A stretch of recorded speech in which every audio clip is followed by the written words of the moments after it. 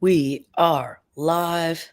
It's been far too long since we've done a live, um, but we are live with this live. Rob, how are you doing? It's been a long week, a long day. What day is it? Is it Saturday? It is, and I needed to put my thing on mute. It is Saturday. Yeah, been a long week, and man, like I started sneezing and stuff yesterday, and I woke up today, and it's like my allergies are getting triggered again.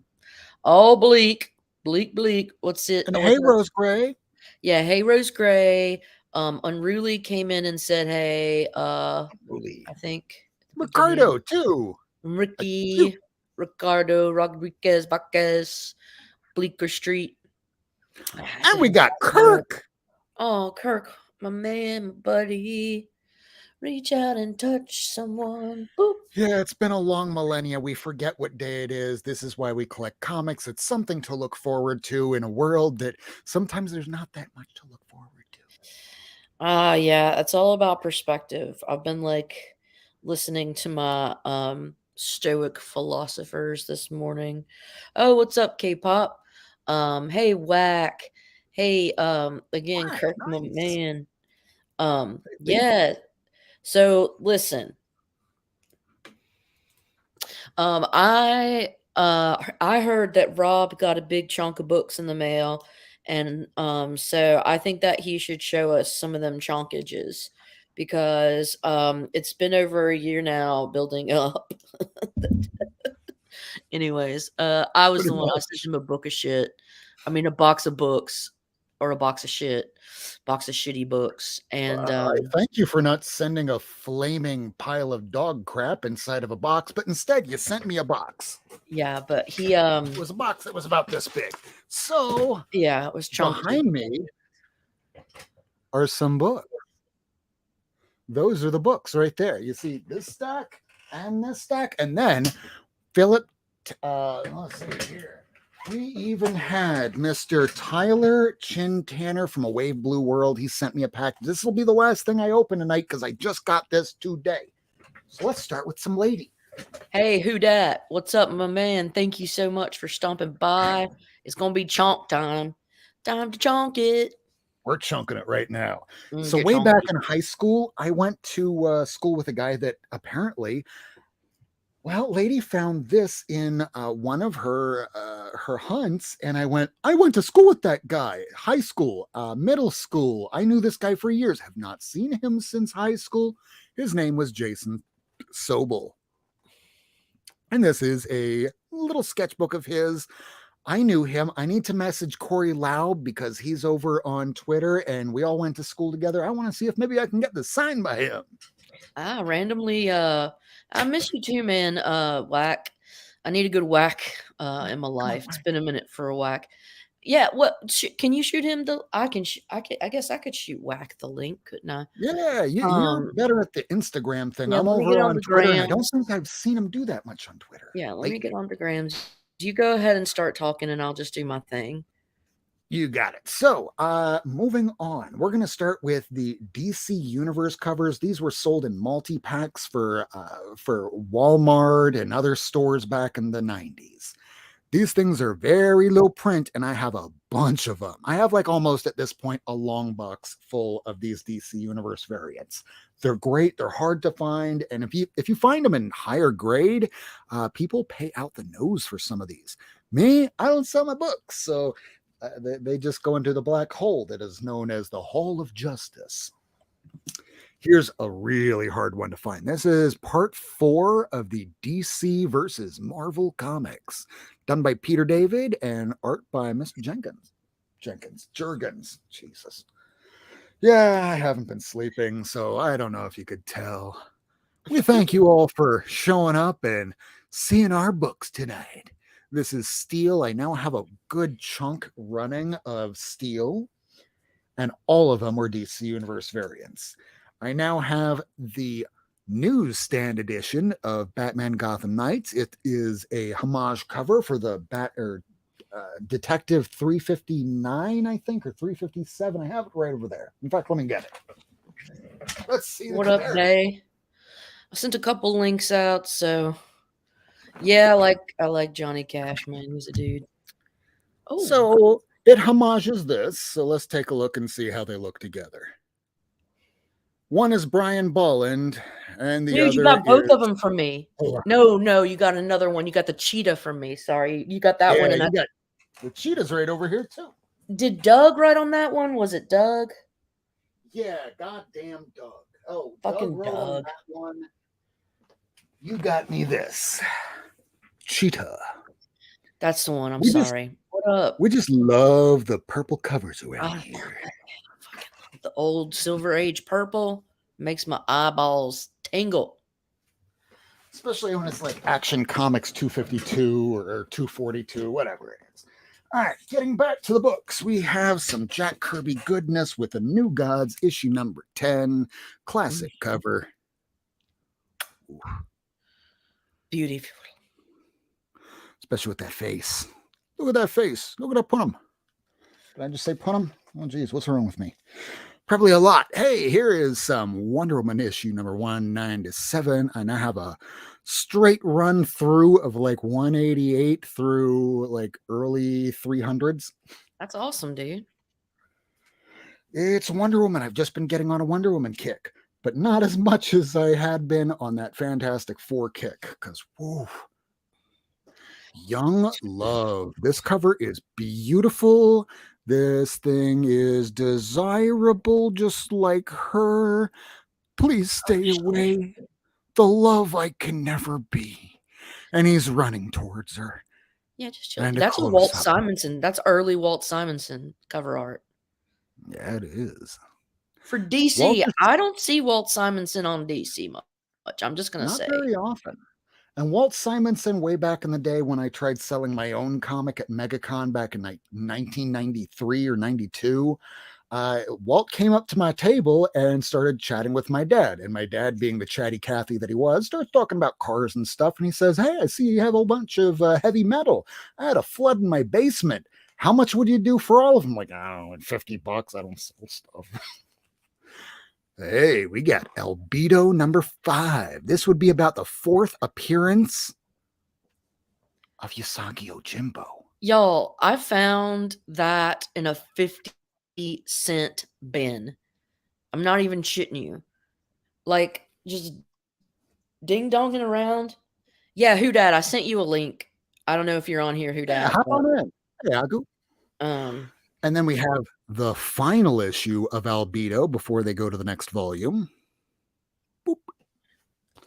Then we have Dark Minds. I bought this the day it came out, but this is the Dynamic Forces variant. This was way back in the day when they were trying to make anything that was Ghost in the Shell parallel to the comics. I found that for like a couple bucks are, at a what do you call them? Half price. Half price yeah, book. and Dynamic Forces variants, they do not print very much of them. So whenever you see these DF at the bottom of a book, if it's for like under $10, probably a good idea to get it because it's under 12,000 It was shiny. Shiny works, and it's Ghost in the Shell. And if you haven't noticed, all these kids that are under the age of 21, they're not buying comics, they're buying manga. Which there's nothing wrong with manga. Manga. I mean, somebody like, Stan Sakai, he was raised on manga, and it carried over very well into his very long-running Usagi Ojimbo series. That's another one I randomly found, but that one, to be fair, was like $5.99. So still worth it because way back in the 90s, in the early 2000s, these Usagi Ojimbos were cheap, but now people are actually reading it, seeing how great it is, and then also realizing that the print run on average was like 5,000-6,000 on the book. It's kind of like Savage Dragon now. Here we have some Dodderman covers on Wolverine. Hey, aggressively. Hope you're doing well, man. It's nice to see you come on the different shows now. I'm glad you're like slowly creeping your way into some lives because we need more live, aggressively relaxing. I love that. I love these Russell Doderman variants. I'm hooked. I don't, sometimes it's a gimmick, but man, this gimmick, like, oh. If only you could find that one Excalibur cover. I had that, but then they've got the Thor 1 to 25 one out now, and they've got like a Black Cat one out now. So I'm falling behind. I need to get with the program. Well, as they say in my program, progress, not Yeah, perfection. And with I mean, somebody with the last name of Worst, I ain't getting perfect. more lunch boxes. That one, oh, Phil Noto. I love when Noto does stuff, especially when he does X-Men covers, and that's one of a really badass one. And Astonishing. way back in the day, this is when we had, way back in the day, this is less than 10 years ago. Less than 10 years ago, we had Jubilee as It a was 10 vampire. years ago. That was 2013, wasn't it? Oh, It was 10 years ago. yeah. Ouch. Gosh. How does What's up, Digger 2013 turn into Jim? 10 years ago? And what's Now, up, these are Mr. two. Phil? Hey, What's that? Mr. Treehouse. Yeah, Mr. Treehouse Now, and Digger. we got some Deadpool over here as an ape because back in the day, apes sold well. They would stick an ape on a cover even if it was not anything to do with the book. Hey, it's a sci-fi story. What should we do? Throw an ape on the cover. Rest They're in peace, still doing it. Harambe. Dude, the thing These were is like, issues I was missing. I have almost a full run. Oh, go ahead. You're spoiled. Those two books I found for $5 each at McKay's, and I really wanted to keep them. And I was like, Oh, oh, sorry. Rob sucks. And I was like, fuck it. He's working on I the do suck. series. I have almost a full run. I have like issue 2, 3, and Yeah. I think like 11 or 13, just like maybe 4 or 5 of them all together, and I'm done. I don't really give a shit This about Deadpool. That one's badass. is Bill S. This is the newsstand version because I have the direct version. So now I'll be able to do 2 for Tuesday this week on Twitter. Look out for that. That's badass, dude. Next up, this is something that yeah, it is. It's Bill S. doing the Demon Bear all over again. You see this cover, you should probably get it. Anything with Bill S. on it, you probably should. Now, this is Clayton Crane. This is something that I ordered, but the person on eBay wound up dropping their price to like 75%. And I went, I've been wanting this for a long time. And every time I see it for $50 or 30 or 40, 15. This is the Rainbows and Puppy Dogs version of X-Force Must Have 1 through 3. This is a variant cover because the other cover was blood everywhere. And instead of blood, let's go a little different. Rainbows and Puppy Dogs. Aww. Unruly Simeon is a lovable. He's a lovable primate. Ponged. Sim, you'd like my friend Paint Monkey. He turns all his subbers into monkey peeps. Well, I am a monkey. That's what they tell me when I have to go to a job. Drive here, monkey. Did you get the audio? Now drive here, monkey. Hey. X-Men Adventures, #1 in shiny Mylar. We have X-Men coming back for animated series with X-Men 97. This was the series it was based on. If you know who X-Men is today and you weren't reading it back in the 80s, you can thank the animated series that you know what it is today. So that was the first chunk. I have another huge chunk right there. Lady, do you want to take over for a little while? Sure. I mean, I don't have many, but I can show a few things that recently have come in. So we're gonna go. I had to pick this up. It was at my LCS. It's Hee Haw #1 from 1970, Volume 1. Look at this. Roy. Hey, I represent that remark. Lulu. I know, dude. These are my people. That looks like me. Buck. What is this? Junior. And I can't read that because I can't see. Grampy. Grandpa. Grandpa. Yeah. So, what's up, Trev? What's up, Bay? All y'all. I got this from Fu, Barbarian Kung Fu. I know. I was like, shit. I love Miss Marvel, and I have the one with the trade dress on it. And he had this for a heck of a deal, so I nabbed it. He also had this for a heck of a deal, so I nabbed it, even though I already have one. I was like, shit, $3. Like that, I was making this face with a gauntlet when I won the bid for this, so it was awesome. He also sent me this a team up with Spider-Man and She-Hulk. I'm working on some of my favorite team ups, and yeah, it's just cool. No way, hee haw. Yes, man. Yes, sir. How did you get me? So I had sold my copy, and this is actually an upgrade, nicer copy. So glad to get this back into the collection because I have like two through a bunch. I have a bunch of these, so I need to keep piecing that together. Oh, I got this from Barbarian Kung Fu. This shit. Oh, Neil Adams, 96. Oh, perfect timing. Right when Neil Adams gets on the screen, we get this jerk on here. Look at this guy. That's me. Hey, That's me. Dan. Hey, Dan, how's it going, my man? Hey guys, sorry I'm so loud. I'm literally just setting stuff up as we speak. No, that's fine. Like I said, you know how to make an entrance when the good stuff pops on here. You zoom right in. So also, Oh, look at that! Look at that! Look at that! got me a nice. I love the old Kirby's with the photo backgrounds, and so this is actually an underwater black and white background of the sea. It showed just different coral and whatnot. Sea life. So, anyways, 33 first Atuma. And then you guys, this is the So much better than my copy. last X-Men before they go into the reprints. X-Men 66. Oh, Hulk lashes out, son. Come on, bro. I never thought I'd have a book this badass in my collection. So the fact I was able to nab this X-Men 66 just makes me really happy. And the child within is mucho contento. I don't know Spanish, as you can tell. We both got those within a month of each other. Hey, I'm Spanish. I don't speak a word of it. Okay. Lo siento, no entiendo mucho español. Gracias, enchilada. And you know what's sad? I'm too lazy to learn it, but I would take the time to learn Klingon. Ooh, Yeah, that's a little weird, man. But that's okay. That's like harder than Mandarin. I got First Glob. This bad, but I like my old school Hulk, and my LCS has gotten a bunch of older Hulk in, and it's on the cheap. These are less than $10 a piece, so it's like, oh my gosh, 15-cent Hulks.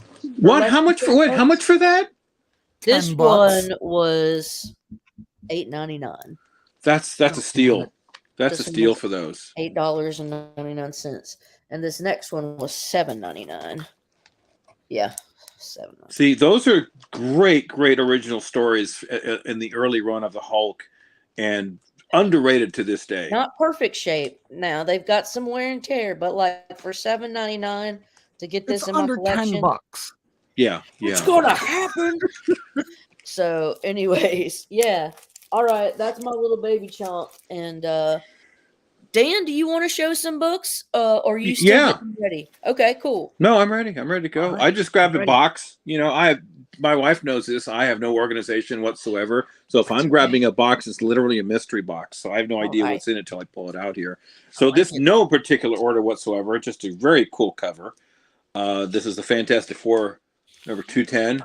Sweet ass Galactus cover here. And I think these are sorry. I'm just going to say these are probably going to start popping up on the radar as we get closer to the Fantastic Four movie, because it is it The Rise of Galactus? Is that what the title is?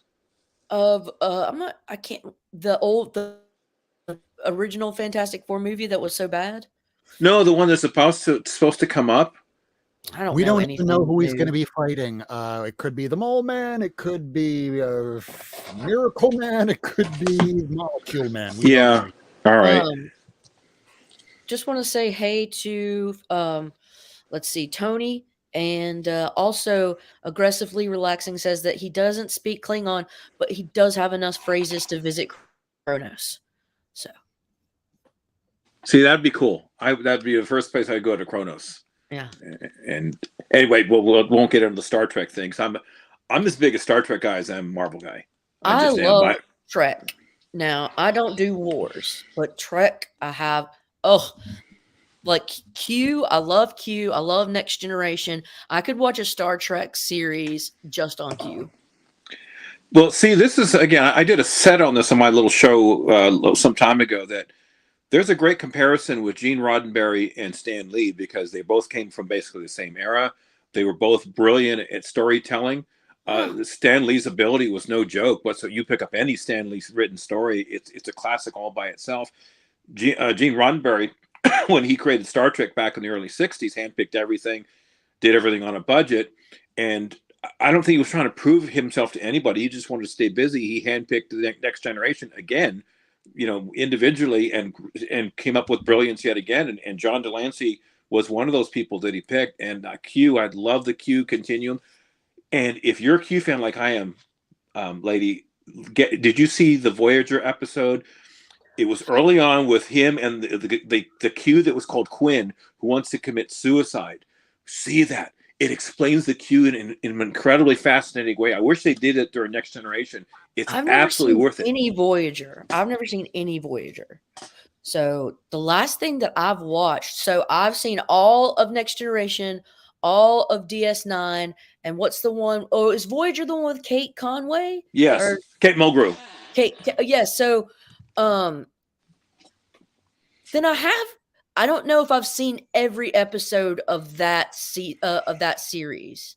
So I may need to watch that because I don't remember that.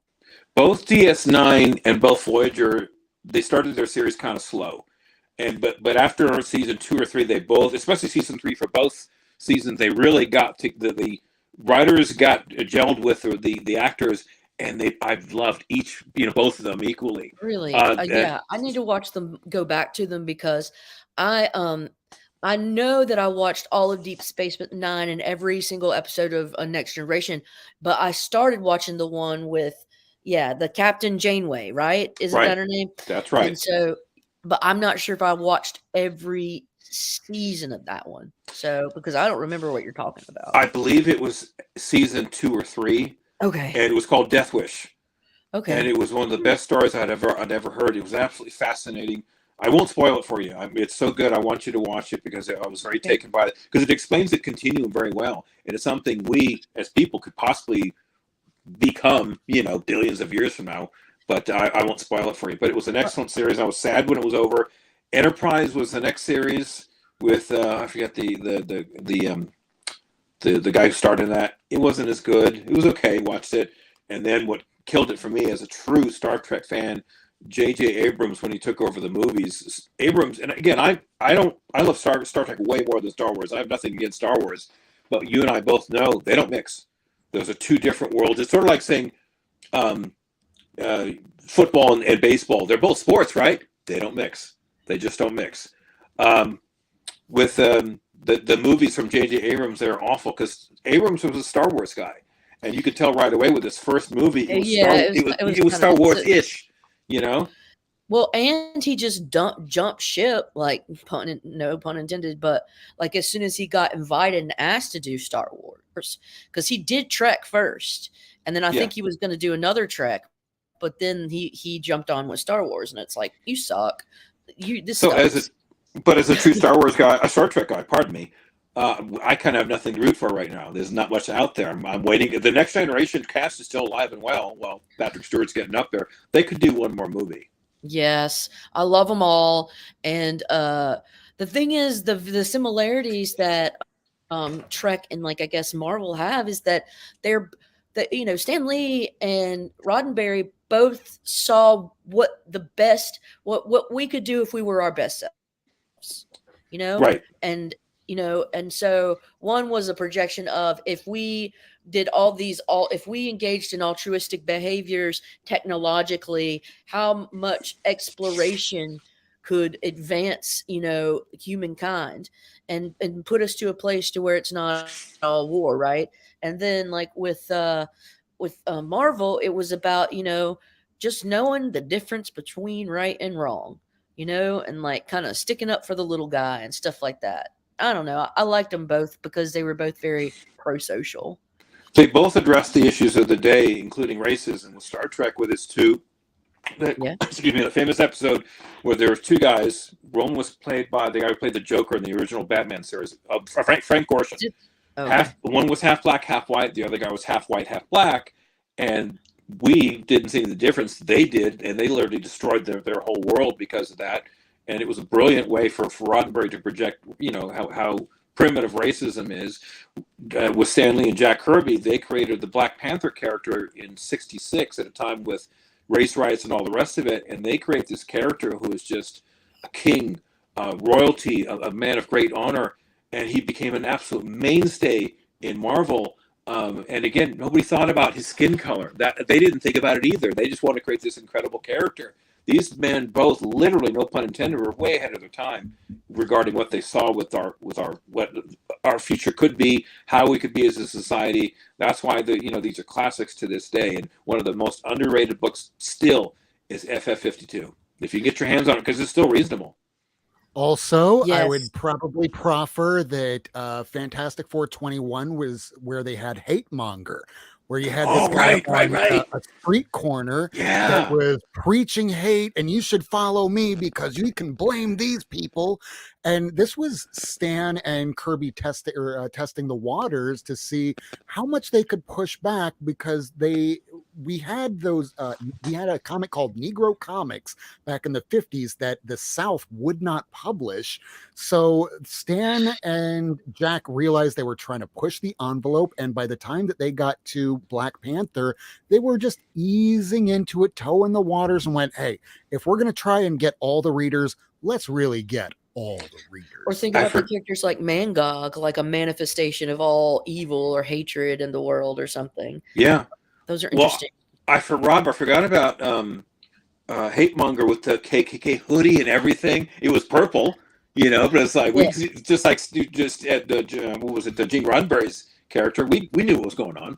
He's still purple? In Marvel Premiere, like Marvel Premiere 51 through 53. I'm pretty sure Hate Monger was shown was the bad guy in that. But he was also in Jungle Action. Yes, that's right. Anyway, let's go back.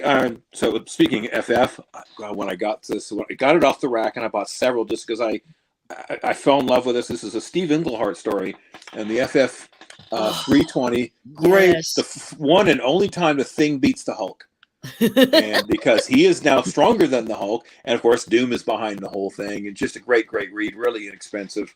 Some more FF books, again, no in particular order. It was the Gray Hulk. I loved that it was Gray Hulk, and I have just one copy of that, and I love it so much. But if I could find more, I'd keep them too.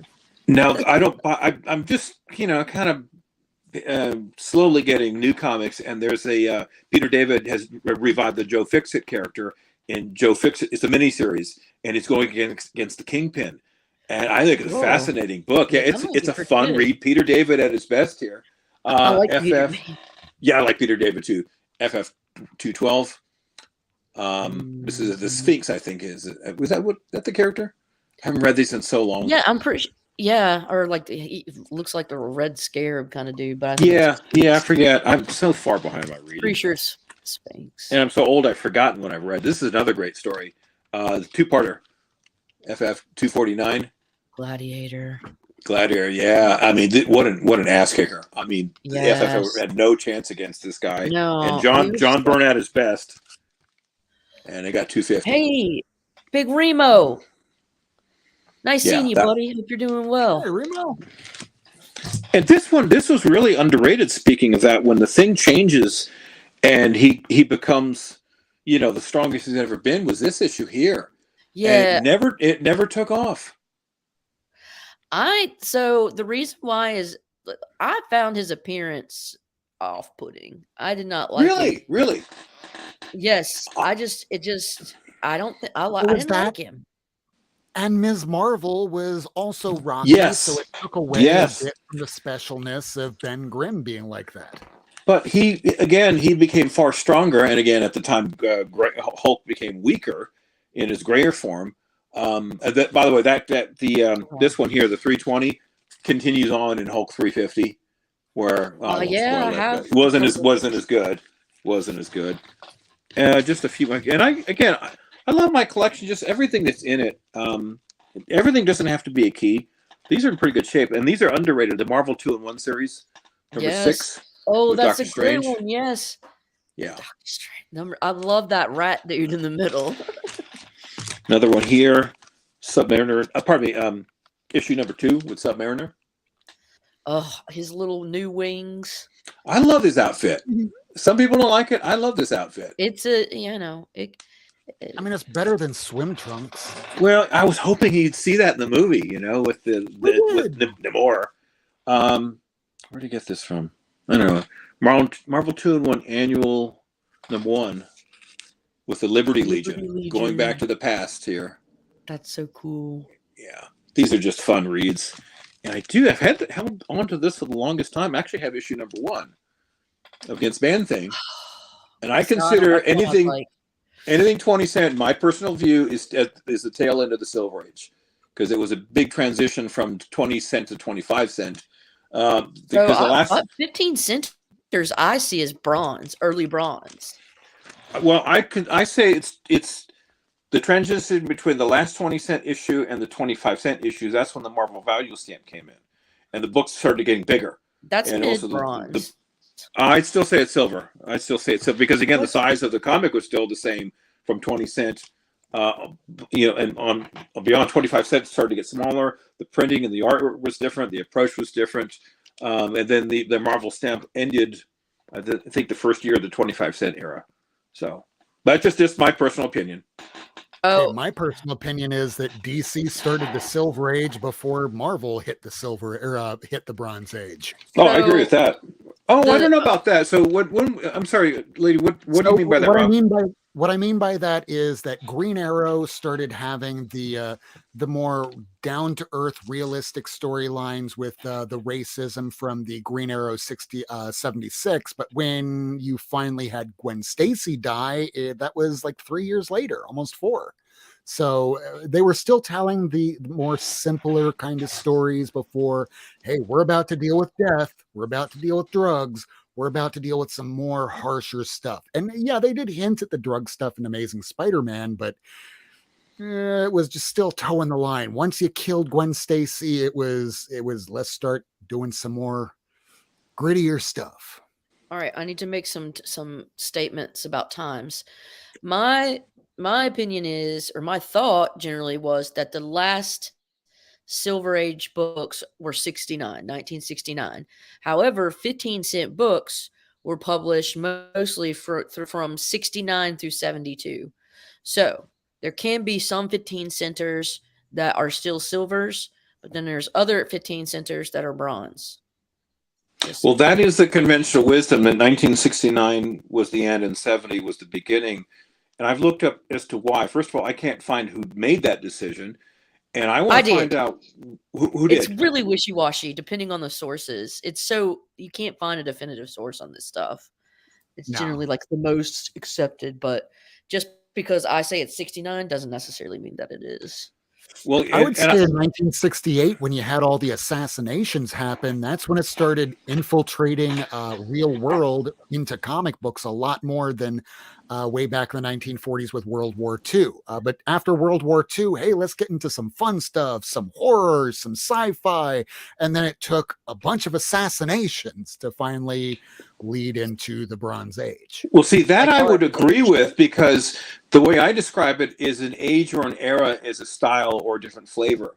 And what was so significant, why did it end on December 31st, 1969, and why did it begin January 1st, 1970? Why would the Bronze Age begin that year, or that day rather?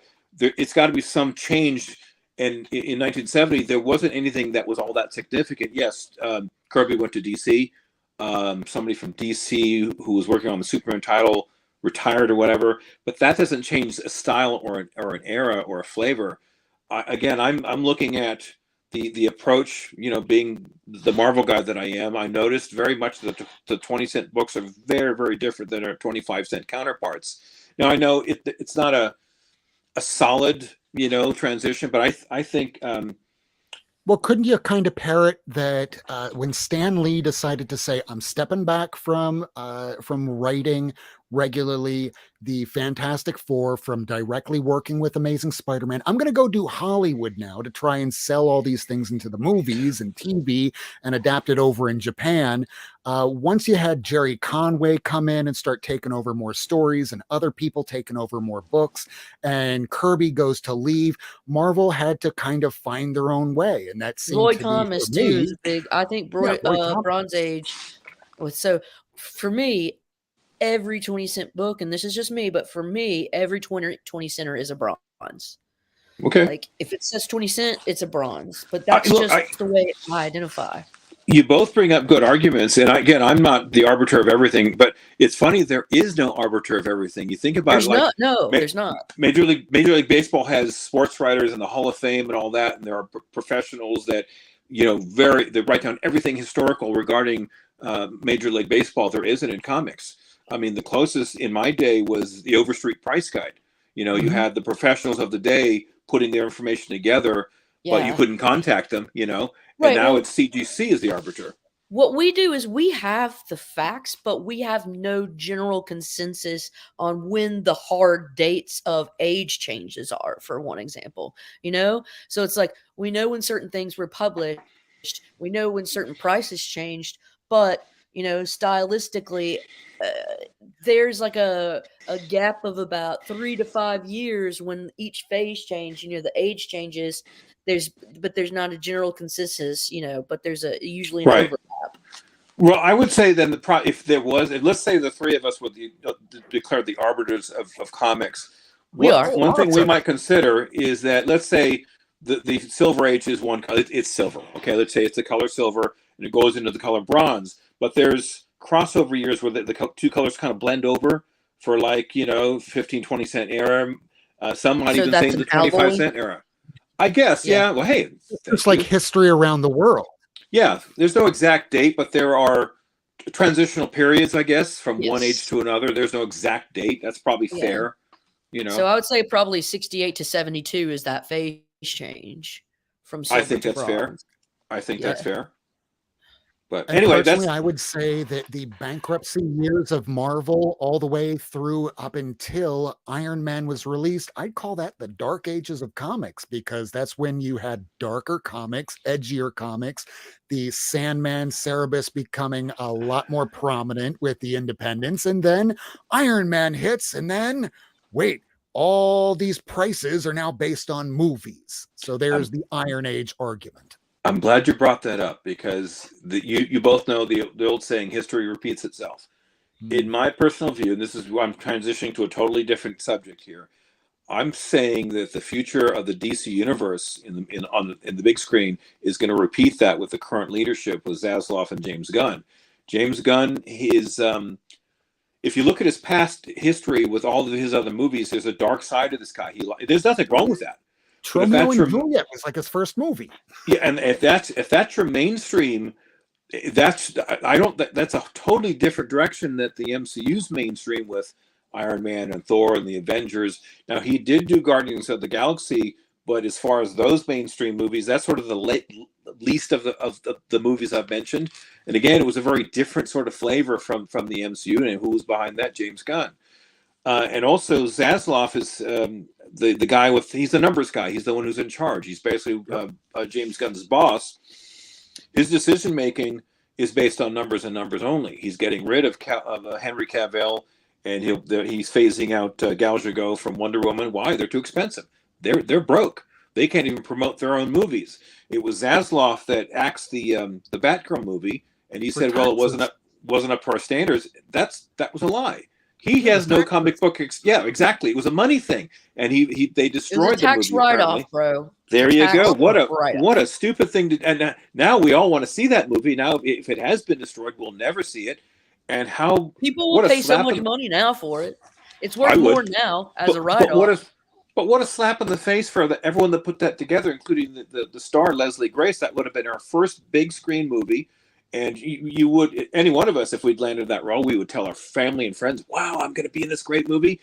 And at the last minute, just before it's supposed to get on the big screen, you hear from the higher ups, "It's not that good." what I would say, F you to Zaslav. Don't ever call me again. I think she handled it as gracefully as she could. She should have made us think about it, because I would. I think it was a very poor decision. But my biggest problem with their decision making is I assume you two have seen the Black Adam movie. You just seem wrong. You have not. I didn't see it. It was fantastic. It was like, wow. I felt the same way about that movie as I felt when I saw Iron Man 1 back in 2008. It was an instant classic. It felt like DC. And then I thought, wow, what a great movie. Dwayne Johnson was perfect for this role. At the very end. Guy that basically, it was the guy that was in Swingers.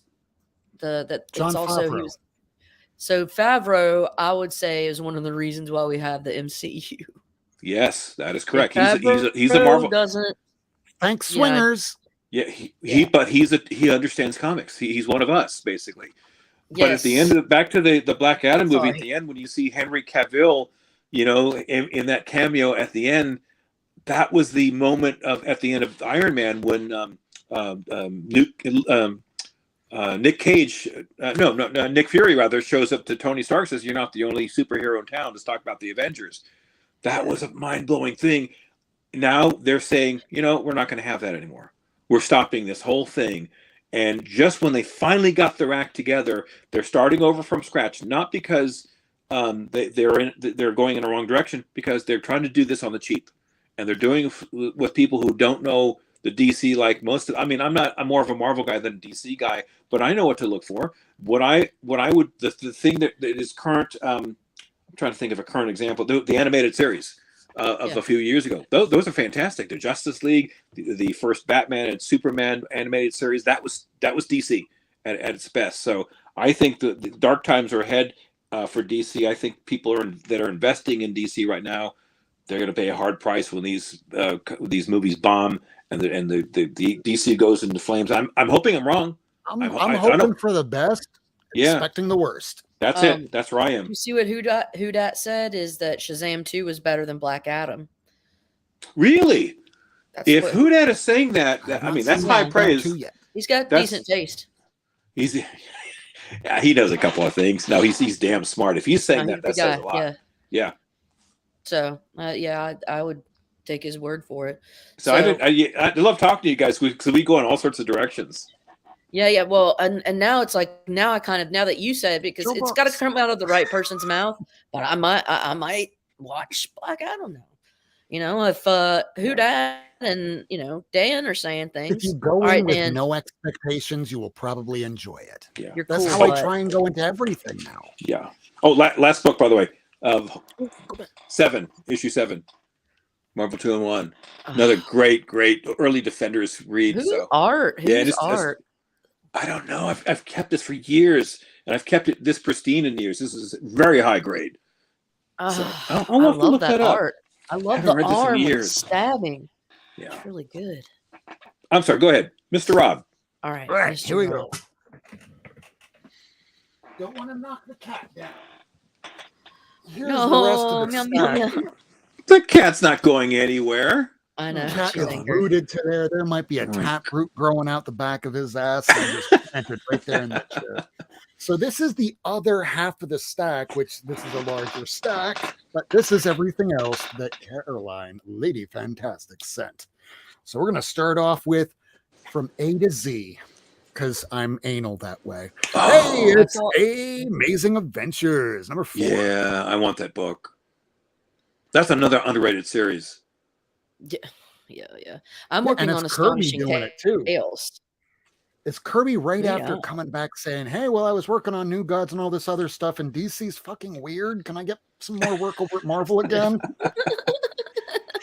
So also, Lady Fantastic sent me a link because she knows I'm working on certain parts of my Black Panther, and I thought I had a bunch of the issue number 1s, but I didn't have one of a particular series because the covers kind of look similar. So I finally got this, $15. Nice. Yes. Beautiful cover. It's an Christopher Priest. Boy, good shit. I love Christopher Priest, Black Panther.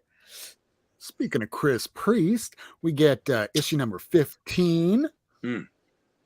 There's one that is a little later in the series that I'm going to be giving to Rufo because I wound up having a second of it, and it's this. Oh, look at that! Look at that! Subby goodness and some Magneto. What I mean, there's nothing better. These are three guys I really like, and they're all kind of broody in their own ways. I like the broody kind. It's for the Magneto's own Robert Pattinson. Magneto in his later years was it was a villain you kind of rooted for. Yeah. You understood. You did, because it's like, yes, I understand why he's pissed, and I understand why he would want the aims that he does. It's just misdirected.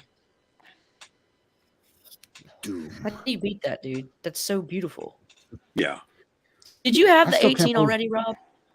I had the 18, but it was a different sort of cover. I'm going to have to pull it out because this is different from the one that I have. So I don't know if the other one's a reprint or, I don't know, enclosed with a toy. And this I still have to put away, but apparently this thing blew up in price for some reason.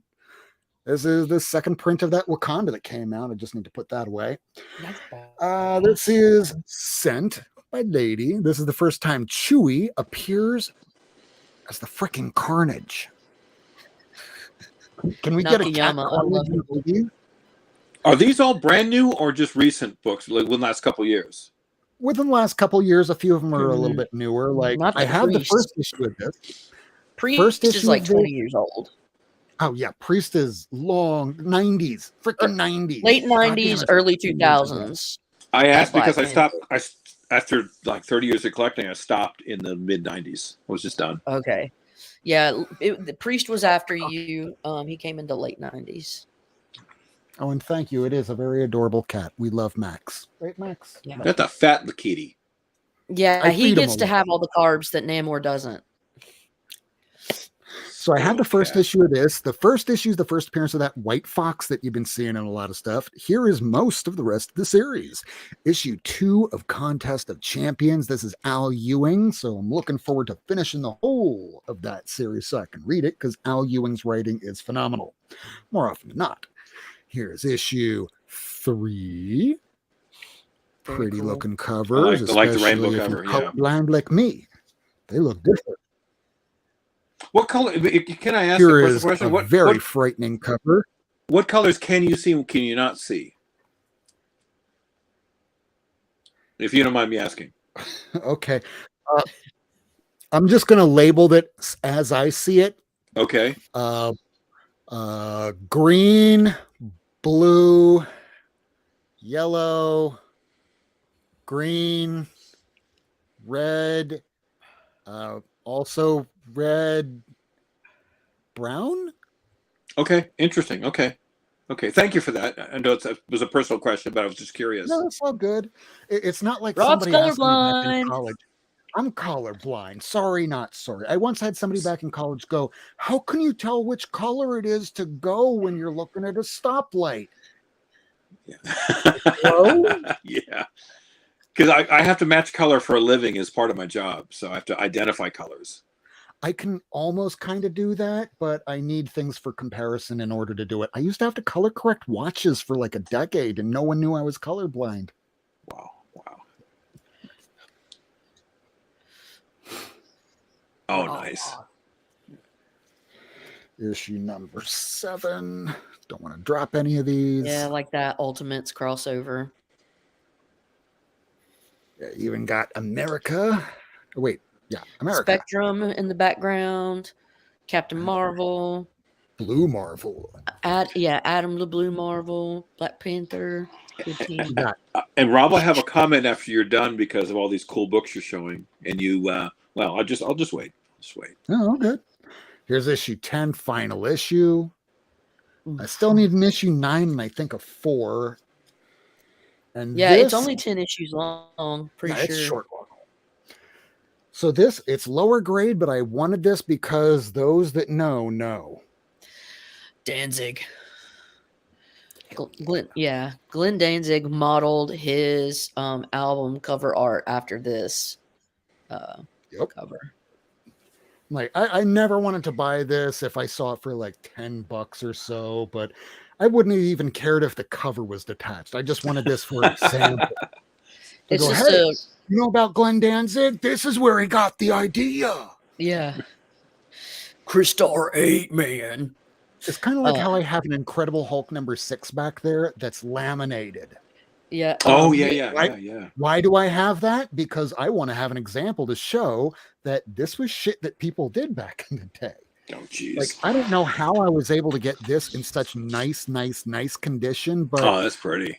when you look down there, that's why I was able to get it in such like a lower kind of cost, which was So still pretty presents damn high. beautifully. But you have one and I don't, so yeah, I don't have You that. have- What's up? Simply Incredible podcast. Thanks for joining. You have that Tales of Suspense 39 back there. I don't have that. I have the reprint. Well, yeah, I'm biting my tongue. This Don't compare. I We're just not making got. It's a recent That's pickup. beautiful. I'm very close to having a straight shot of like 200 through 400. This I just picked up earlier in the week. And can you tell me something that you look at that and you go, something's kind of off? What do you think is off about this? I don't see anything off. Dan? I just see, I mean, again, just from the screen here, I'm just going to show real This- close to the corner. spine has some issues here. No, I'm not talking about the Is break. that something called the color breaks? No. I can't it's the tell fact- from no. You can't And tell. it's in Mylar. This motherfucker is trimmed. Oh, see, Oh, no way we shit. could tell that. There's no way we could tell that. You know how I can easily tell that? There is so much room on either side here. There's more room at the top. I take a look at different 9/8. I've even taken a look at other books that were like 3s, and somebody definitely like zippoed the top, side, and bottom of this. I'm It's okay like- with it. I still got this for real cheap. This motherfucker. But I built my entire collection on the cheap because, again, I'm not wealthy. I just look for deals when they presented themselves, and went from there. Like when you find Hulks. This for was less the than $1. largest hole I had. I could not find this book anywhere, and Lady sent it to me. Thank you, Lady Fantastic. You're welcome. Nice. I will Friends- now have at the end of next week, because I should have a 51 coming. I have first Super Scroll and Molecule Man coming. I'm going to have a straight shot of 20 all the way through 400. Freaking Still spoiled need a few bastard. like later. Thank you, baby. Fear Itself, alternate cover variant. It is first issue. I love the new Fantastic Four. They have the reprint of the back. That's so cool. I wish I could have put one of those see-through back covers because it would have worked. This was the last issue of Hulk that I needed. Now I have all the issues right before it goes into Red She-Hulk. Which is, I think, Yeah, issue 58. Because I have like 63 and like one other issue, and that's all I have of Red She-Hulk. For whatever reason, I didn't pick it up.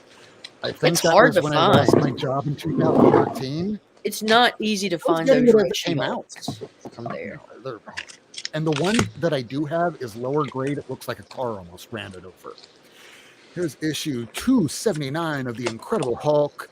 This is what it feels. This is what acceptance feels like. I remember that read off the rack. Yeah, that was good. Although I as an old Hulk Smash traditionalist, when they started changing his persona, I'm like, it's not the same anymore. Yeah.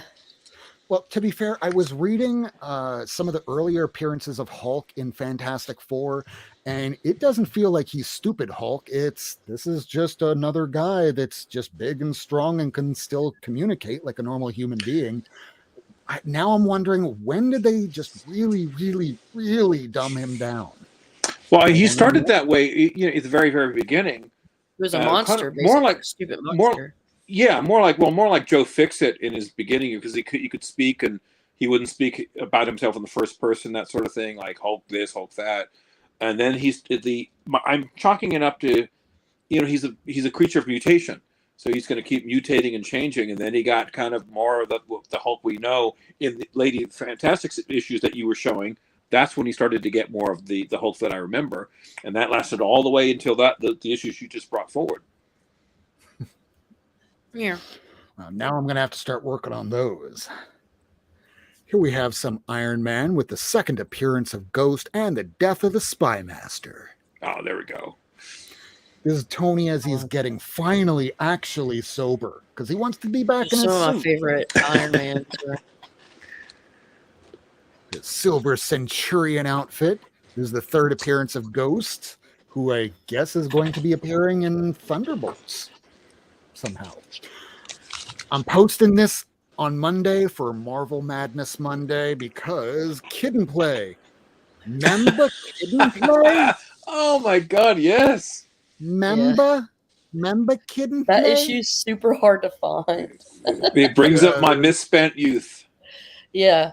The only thing that's missing on this cover is having this character right over here. He used to have that flat top that we're going like this. I'm a white guy, in case you haven't noticed. I wanted to have hair like that going, how do you get your hair? That's so cool. That was cool. That It was fun. explains why my hair looks the way it does today. Hey, at least you have hair. Facts. Here's Mockingbird, issue number 3. Not to mock anything. I can't look down my nose at anybody because my last name is worst. Is that Greg Mockingbird Land? number 3. I think it is Greg Land. No, or Yasmin Putri, or who is it? Maybe Yasmin Putri. Look in the bottom right corner. Bottom right. It is way too tiny for me to see.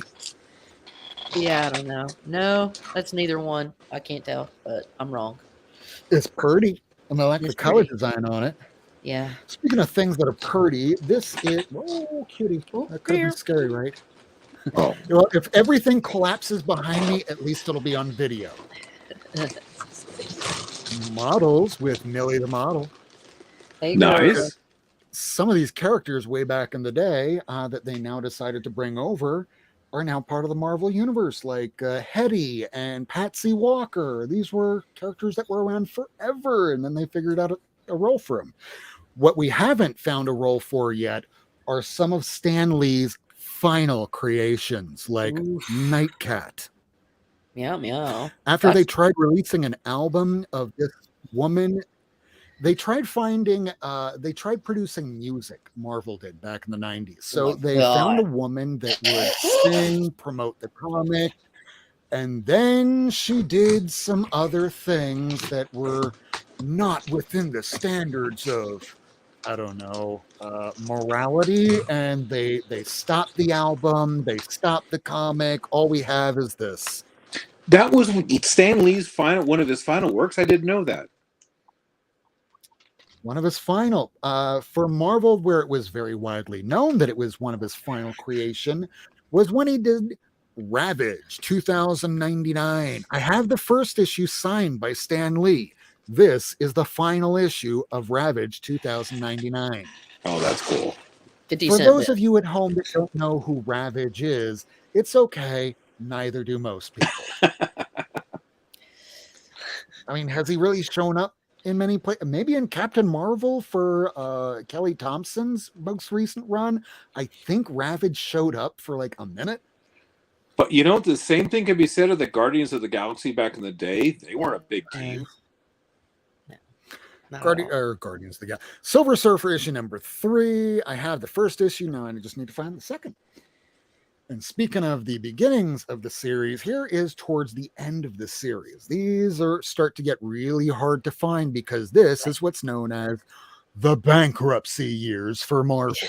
Once you get past issue like 100 for Silver Surfer, like issues 100 and like 100 through 146, they're so hard to find. I'm still working. I just need a handful, but like that one's a badass wraparound. That's a sweet cover. Yeah, it's What issue is that? What is that? 125? This is 125. Oh, you only see the hand of the Hulk because it requires the full cover. Right.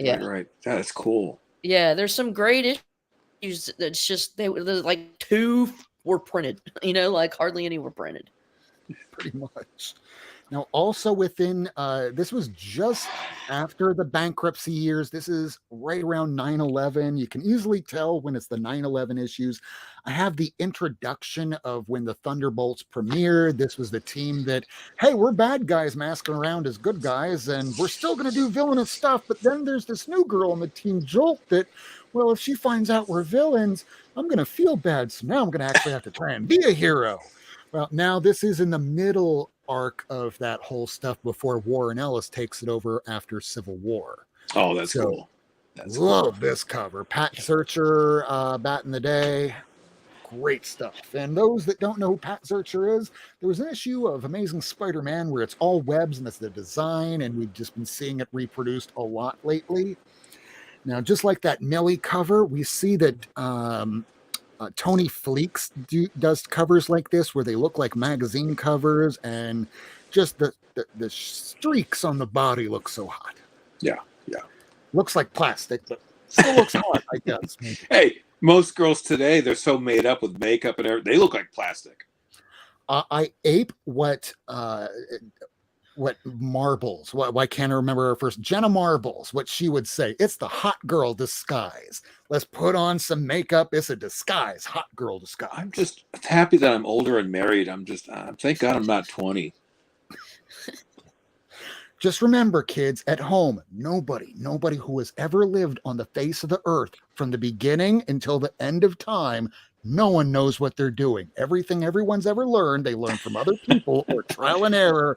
Everybody's self-conscious. Run with it. That should be a clip. There you go. Totally Awesome Hulk, issue number 12. I have most of these, but they were the keys. Now I'm trying to finish out this series. I could have got it back in the day, but this was back when I didn't have a lot of money. And it's not like I have a lot of money now, but it's back then it was, I'm working for Uber. Hey guys, I'm gonna have to bail because I just got a text. I will be on Spine Ticks tonight. Oh, that's great. That's a cool one. Well, now this is an upgrade. Let me put Dan on here real quick. Say your Go piece. ahead. I'm on my last time. Lady, love you. Thanks for having me on. I missed you guys. You got to do this more often, all right? Yeah. And before I go, Mr. Rob, you did accept a challenge from yours truly on the show, showing all those cool books. You have no worries against me. I'll get my ass kicked by you in seconds because you're a lovable guy and you got a great collection. And I'm a lawyer. Everyone hates lawyers. So challenge me before anybody else does. You'll get a championship in no time. Just ask Lady Fantastic. Come on the hunt. It'd be fun. It'd be a lot of fun. Yeah. I don't hate lawyers. Lawyers are what produce what you see behind me. So as much as they might rankle me sometimes, thank you for suing each other and thank you for taking them cases because they give me work. Yeah. All right. I got to start dinner. Yeah, I'm sorry. Go ahead, lady. Sorry, he's a court reporter. If you didn't know, you may already. I didn't know that. I did. Okay. Oh, yeah. You're the attorney. Wait a minute. Reporter. Okay. We can use this. They got to do this something. Yeah, it's got to be like a law firm or something. Come on, an actual court reporter and a fake lawyer. Come on, there's got to be something here. Ladies, stay on it because we got to get him on here, and it'd be a great addition to the show. I will. I'll bully him into it. Okay, I got to start dinner for the wife. Then I'm on Spine Ticks. Love you guys. See you again. Take care, man. Be safe. Later. Thanks for coming. Thanks. All right, so the last couple books, this was the last book right here, which I think that we also saw yesterday at the Lovable Teddy Bear. What's his name? He was just on yesterday. Do you want to kind of pump him up a little bit? Geek out with Roscoe. Yeah. So he got this same book here because I'm hearing, what if the Runaways became the Young Avengers? And I went, we got the same book. Yeah. No, you didn't. You didn't get the same book. That one. So what does that say? That says part 2 of 5. Look at the bottom. Read it. So there are multiple comics that there's like 5 issues that Runaways storyline goes across. I have them all. Damn it. Kitty says lies. All right. So here's the final thing. I don't want to show too much here, but this is from Tyler. Why can't I pronounce anything? Tyler Chin Tanner. He is of A Wave Blue World. He was on our show many times. Great person, great company. This is some of the things that he sent to me. The last thing he sent was Tower issue number 1. So here we got Tower issue number 2. We have the cover A with all of the print on it. Then we have the cover B that virgin, Very cool. and then the super duper rare issue 2 black and white. Now, for those of you that don't know what Tower's about, if you are a fan of the Raid, those video game sort of movies like Battle Royale, the manga as well, this is kind of like that. It's a great, fun story. I just got issue 2. I'm looking forward to reading this. Remember, check out awbw.com. That's how you can find a Wave Blue World products. Thank you so much, Tyler Chin. Why can't I pronounce anything? Thank you, Tyler Chin Tanner. Thank you, Lady Fantastic, for all of these amazing books. And thank you, the viewer at home, for watching tonight. Lady, all right, guys. We are going to head out. It's been a nice, solid hour shooting the breeze with some good people. Hope you all have a great weekend. Take care and wipe your booties front to back. Be nice too. Enjoy your spring break. Yeah.